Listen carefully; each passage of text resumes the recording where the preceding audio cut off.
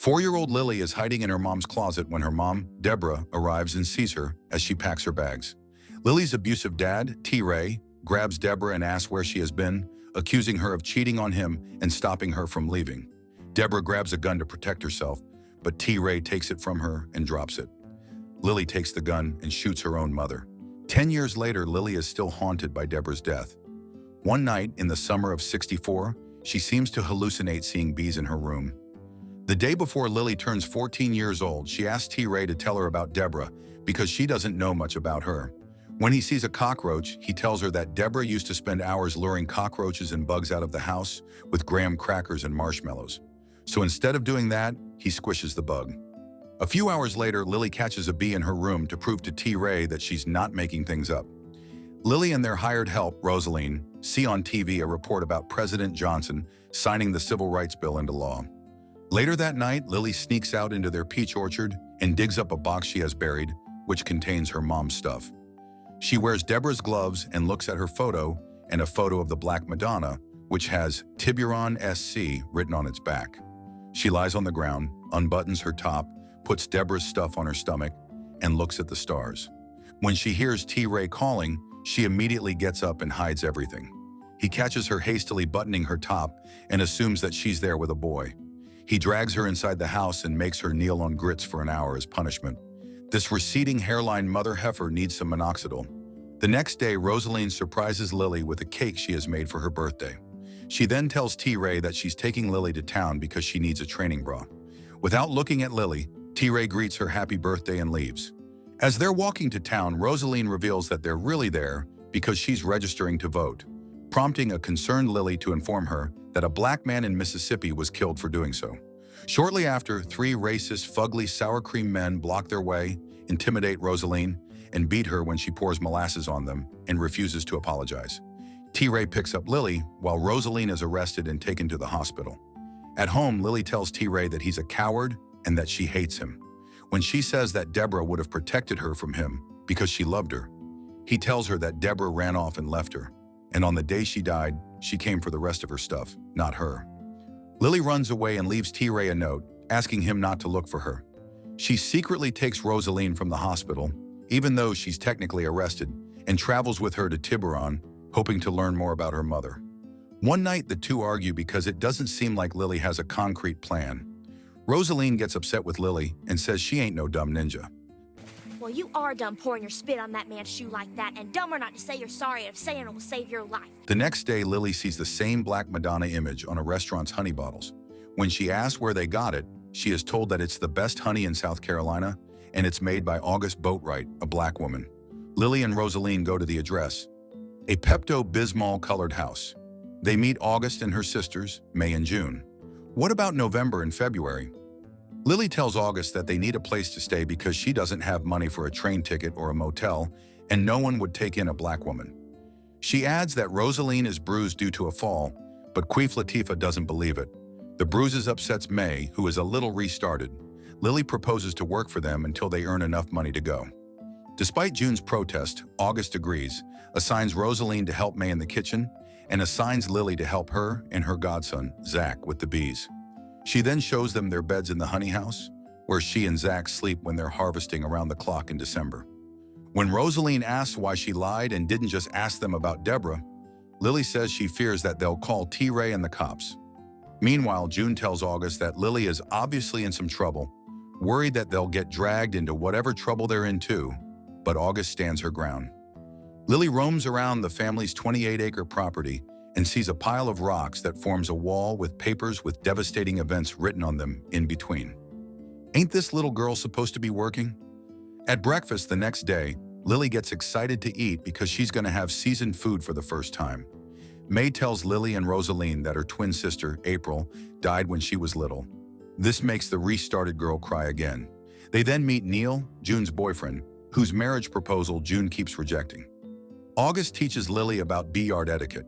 After a shift, Lily asks August about the wall she saw and admits noticing that May easily gets upset. August says after April passed, May was an emotional wreck. They tried to get her help, but doctors would just tell them to put her away. Because of this, she and June decided to have a wailing wall like the one in Jerusalem. They write their prayers on tiny pieces of paper and they tuck them in the wall. May has used this to cope, and it works. Lily meets Zach, who is dedicating a song to the label of Mary, and they soon become friends. He's shocked that August didn't mention she's white, and Lily says, Maybe she didn't notice. after Lily asks why they put an image of a black Madonna on their honey, August introduces her and Rosaline to the members of her women-only prayer group, which includes Zach's mom, Greta. August, as the leader, shares with Lily and Rosaline the story of the Black Madonna. As they touch the heart of the life-size statue of a Black Madonna in the Boatwrights' living room, Lily tearfully walks towards it too, recalling Deborah's death. Before she can touch her heart, Lily hears the gunshot and collapses. It's giving main character energy. After many days, May and Rosaline are dancing to Alicia Keys, but June turns it off. Neil and June get into a huge fight because June still refuses to marry him. Then you are the most selfish bitch I ever met.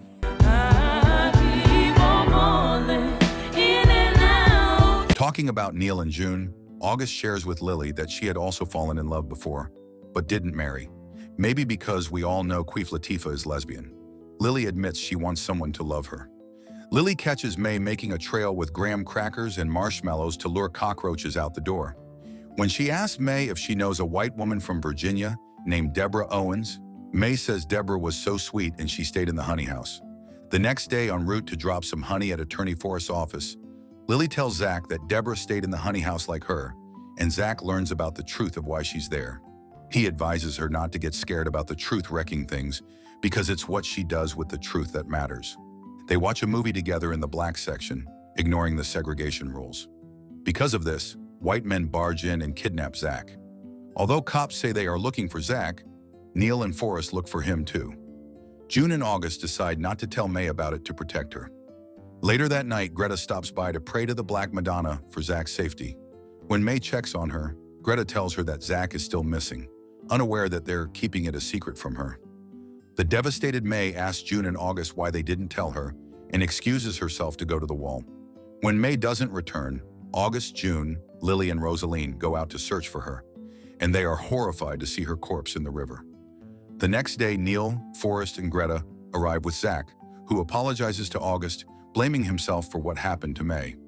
August tells him it's not his fault. When August goes to the wall, she finds May's self-harm note, where she apologizes for leaving, saying she's tired of carrying around the weight of the world and she'll be happy with their parents in April. She adds that she knows in her heart that Zach is okay. After May's funeral, August and June welcome Rosaline to the family and start calling her July. They're gonna run out of months soon. Rosaline then transfers to May's room, leaving Lily alone in the honey house. Lily packs her bag and shows August Deborah's photo, finally telling her the truth. August tells her that she'd been known. She knew that Deborah had a daughter. August was Deborah's nanny, and Lily looked just like her. Lily says T. Ray told her that Deborah left her and ran away. Although Lily doesn't have any memory of her, she knows T. Ray is lying because she refuses to believe both parents can't love their child. Lily breaks down and blames herself for all the bad things that happened. Deborah's death, Zach's kidnapping, and May's death. She expresses her wish to leave before something bad happens again. But August tells her that they were not her fault. Lily says she's unlovable. August tells her that she's not and that there's love all around her. August shares that she was Deborah's nanny in Virginia for over 7 years, starting when she was 9. She left when her grandma died and left her the Peach property. Deborah came to Sylvan, met T. Ray, and liked the fact that he was decorated in the war. She thought he was brave and said that he treated her like a princess. When Lily says that the T. Ray now is the complete opposite, August says people can start off one way and end up completely different. He started off loving and worshiping her, but after around 6 months, love wore off. She still married him because there were no coat hangers to abort her pregnancy. After Lily was born, Deborah kept calling and writing to August and talked a lot about Lily. Soon the letters came less and less, and then Deborah called August to inform her that she was leaving T. Ray. Deborah arrived alone, and August was shocked to see her looking like a meth addict. When Lily asked why Deborah didn't bring her along, August explains that depressed people do things they wouldn't normally do. After a few months of staying with them, Deborah started feeling better and talking about how she missed Lily. August says Deborah came for Lily, but Lily says Deborah came for her things, like what T. Ray told her. She concludes that it was easy for Deborah to leave her because she didn't want her in the first place and breaks down in the honey house. Girl tossing all the honey when it ain't even hers. Meanwhile, T-Ray figures out that Lily is in Tiburon after seeing a hole on her map. The next day, August shows Lily Deborah's things, the ones she had left when she went to get her. A pocket mirror, a comb with Deborah's hair, the pin she wore the day she got there, and a happy photo of Deborah and young Lily. A few hours later, Lily and Zach check on each other, and they share a kiss. Later that night, Rosaline informs Lily that she's now a registered voter. The next day, June and Neil reconcile, and she agrees to marry him. T-Ray arrives at Tiburon, and when he asks around, Forrest's secretary points him to the Boatwrights' property. He tells Lily that he'll take her home whether or not she wants to go. When he asks about Rosaline, Lily tells him she left long ago. When he sees that she's wearing Deborah's pin, he asks where she got it because he gave it to Deborah on her 22nd birthday. She informs him that Deborah stayed there when she ran away. Stunned, he says he looked for Deborah everywhere. T-Ray grabs Lily to take her home, but when she pulls away, he slaps her and pulls her hair, cursing Deborah's name and refusing to let her leave him again. When Lily screams that she's Lily and calls him Daddy, T-Ray stops, realizing that she is Lily, and says she looks like Deborah. T-Ray tears up, and Lily says that she was so hurt by the hole in her heart that only Deborah can fill that she never realized what it did to him. When he refuses to leave without her, especially because he doesn't know the Boatwrights, August, June, and Rosaline intervene. August informs him that Lily is her apprentice beekeeper and that they love her. She promises to get her started in school and to take care of her. Before T-Ray drives away, Lily asks him if what he said about Deborah only returning for her things is true. He reveals that she came for her, and he lied because Deborah didn't come for him. Lily is thankful that she has 3 mothers, and sometime later, she starts forgiving herself. She gets closer to the Black Madonna, and her faith helps her heal and move on.